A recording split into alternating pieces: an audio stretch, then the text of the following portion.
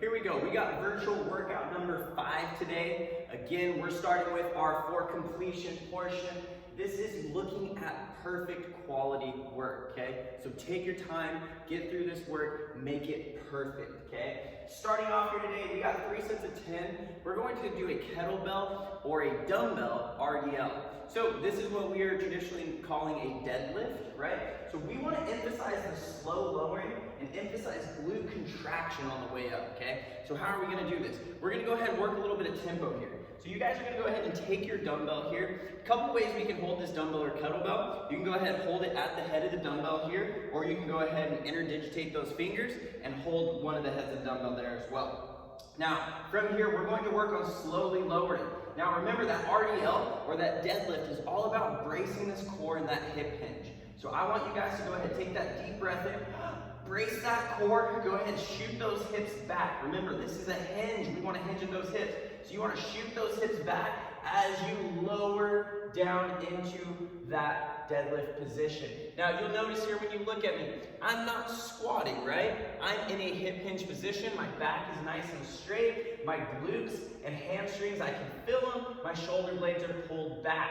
From here, you're going to emphasize that glute contraction by focusing on that squeeze at the top, okay? So from here, our tempo that I want to see, I want you guys to go 5 to 8 seconds down. So we're going to go ahead and lower down nice and slow. So 5, 4, 3, 2, 1, down and then up, focusing on that squeeze, okay? Now, you guys can take more time on that lowering phase, but the thing I really want you to focus on is core bracing, right? Your dumbbell that you guys got from us, it's not heavy compared to what you're normally deadlifting, but what we really want to emphasize right now is that perfect positioning. The better you can get at this positioning with lighter weight will translate into that heavier weight. So again, focus on bracing that core. Now, once you finish up your 10 kettlebell or dumbbell RDLs, we're going to go ahead and move into a dumbbell unilateral row.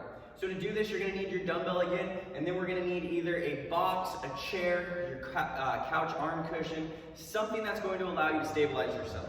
So what we want to do on that unilateral row, you're going to go ahead and make a split stance here. We're still going to hinge at those hips just like we did with that deadlift. You're going to go ahead and place your offhand on that box. From here, you want to keep that core nice and tight. You want tension throughout that core. You're going to go ahead and keep that back straight. You're going to retract that shoulder blade first, and then you're going to go ahead and pull that dumbbell to your chest.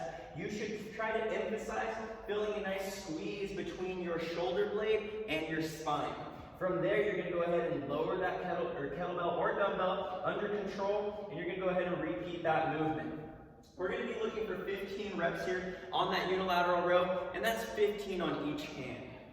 After that, we're going to move into a 1-minute front squat hold. So you're going to take that kettlebell here again. You're going to go ahead and move into that front rack position. You're going to go ahead and lower yourself down into that front squat position. You're going to try to keep those elbows up, keep that chest up. I don't want to see you cave down.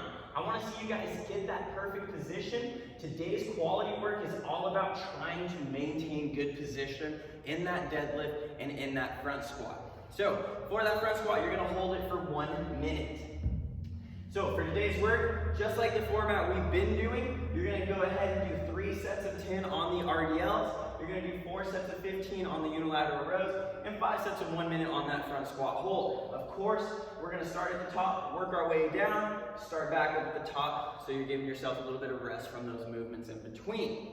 Now, after that, we're going to go ahead and work into our main Metcon here. So our Metcon here today is an EMOM. So every minute on the minute, we want to go ahead and work as hard and fast as possible, so that way we can earn some rest, and that way we can work on what we call interval type of training. You want to spike that heart rate, have that opportunity to bring that heart rate down. So alternating minutes, we're going to go between burpees and plate squats. Everybody knows and loves burpees, so on that first minute, we're going to go ahead and do 15 burpees. Remember, on that burpee, chest and thighs need to come back down to the ground. So depending on if you're an RX or scaled athlete, as far as the open goes, changes our standards a little bit. So what I want you guys to do, hinging from those hips, you're going to put those hands on the ground, extend both feet out, drop chest and thigh to the ground, bringing both feet up, standing it up with a little jump at the top, okay? Now, that would be more of this RX style burpee. We can also scale this down and make it a little bit easier. So hinging at those hips, taking a step back, coming down chest and thigh to the ground, stepping up, and then jumping at the top. We got 15 burpees on that first minute. After that, you're gonna go ahead and move into plate squats. We have 15 plate squats that we're gonna do. So that plate that you guys checked out from us, you're gonna go ahead and start with that plate at your chest. From here, you want your feet shoulder width, toes pointed out slightly. You're gonna go ahead and hinge those hips back. From here, you're gonna move into that squat though. So you're gonna drive those knees wide. As you drop to the bottom, you're gonna go ahead and extend that plate out. As you come up, you're gonna pull it back in.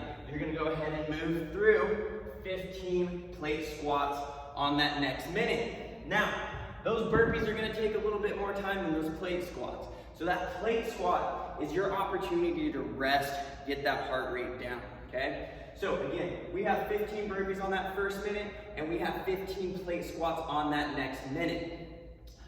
If you fail around, keep going, okay? Keep going and continue to do as many reps of that current movement as you can each minute, okay? I don't expect that to happen, but again, our goal here is to keep moving through here for 24 minutes. So you're gonna go through 12 rounds of each. Those burpees are gonna get tough. I hope you guys have some fun with this workout. Make sure you post your scores to Tribe. Make sure you post those videos as well to the Facebook members page. We'll see you guys tomorrow.